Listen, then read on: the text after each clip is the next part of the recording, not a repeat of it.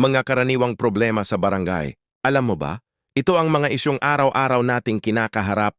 Basura at kalinisan tambak na basura, maling pagtatapon at walang segregasyon. Resulta, mabahong paligid at pagkalat ng sakit.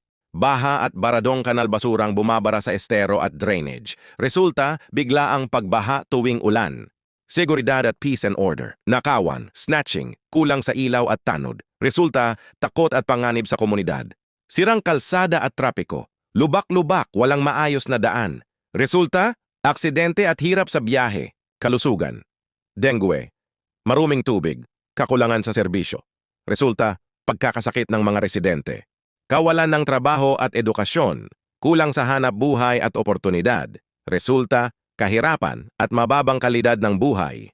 Ang tanong, hanggang kailan natin ito papabayaan? Solusyon, nagsisimula sa atin, magtapon ng basura sa tamang lugar, makilahok sa clean-up drive, i-report ang krimen at problema, sumuporta sa mga programa ng barangay, maging disiplinadong mamamayan. Ikaw, ano ang pinaka-problema sa inyong barangay? Comment mo sa baba.